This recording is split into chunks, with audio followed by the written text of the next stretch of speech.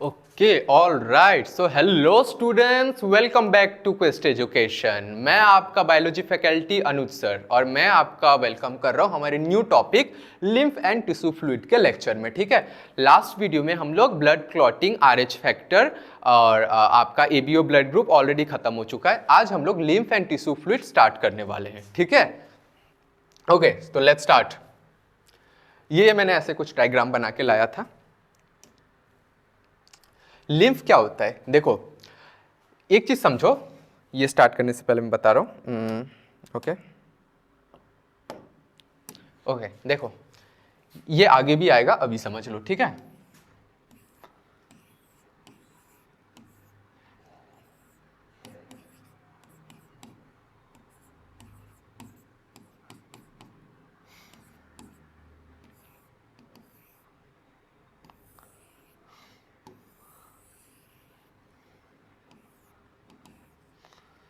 this is your lungs. Okay, so this is your lungs. This is your lungs. यहाँ से आया oxygen, carbon dioxide निकला। ठीक है, अब समझो कोई चीज, जो भी चीज हार्ट से दूर जा रहे हैं उसके लिए हम लोग टर्म यूज करते हैं, क्या बोलते हैं उसका, आर्टरी। और जो भी हार्ट के टूवर्ड्स आता है उसके लिए हम लोग टर्म यूज करते हैं वेन। ठीक है, आर्टरी मतलब, ठीक है, ये आगे लिखा हुआ है, जरूरत नहीं अभी लिखने का।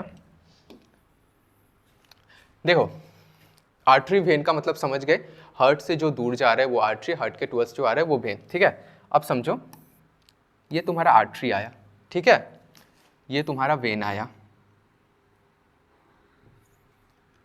ये तुम्हारा वेन आया। ठीक है, अब आर्टरी किस में टूट जाएगा, तुम्हारा आर्ट्रियोल्स में टूट जाएगा, वेन्स तुम्हारा वेन्यूल्स में टूट गया। ठीक है, तो एक ये नेटवर्क बन गया। देखो समझो, इधर समझो, ये आर्टरी आ रहा है, आर्ट्रियोल्स में टूटा, वेन आ रहा है, वेन्यूल्स में टूटा, ये एक नेटवर्क बन गया। ठीक है, अब इस नेटवर्क को ही हम लोग क्या बोलते हैं, कैपिलरीज बोलते हैं। ठीक है, आर्टरी, वेन, इनका नेटवर्क को क्या बोल देंगे हम लोग, कैपिलरीज बोल देंगे। ठीक है, अब देखो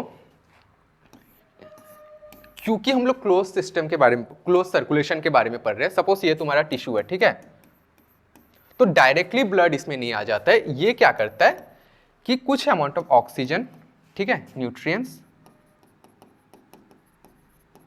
वाटर एक्सेट्रा और बहुत चीज ये यहाँ पे पोर कर देता है और यहाँ से इसको ये सब मिल गया। अब इसमें मेटाबॉलिक रिएक्शन हुआ, यहाँ से जो CO2 एंड एक्सक्रीटरी वेस्ट जितना भी बना उन सबको ये फिर कलेक्ट करके इसमें पोर कर दिया। Clear?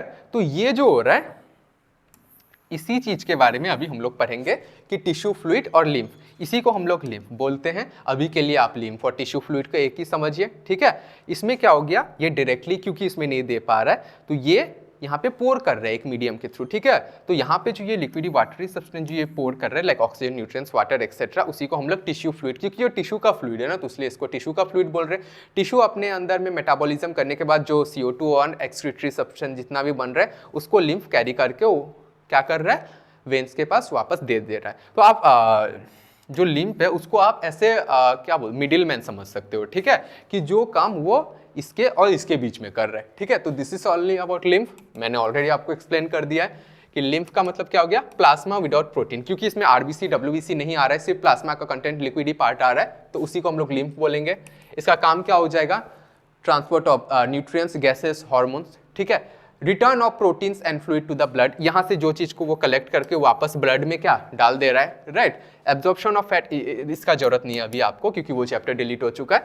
And this is also involve in a defence mechanism, जो लिम्फ जो है वो भी आपका डिफेंस मैकेनिज्म में इन्वॉल्व होता है। ठीक है, नाउ लेट्स मूव, कुछ क्वेश्चन कर लेते हैं लिम्फ के ऊपर में। What is the main function of lymph nodes in the human body, human body में लिम्फ नोड्स का मेन फंक्शन क्या है, filtration of lymph and transport of pathogen. Okay,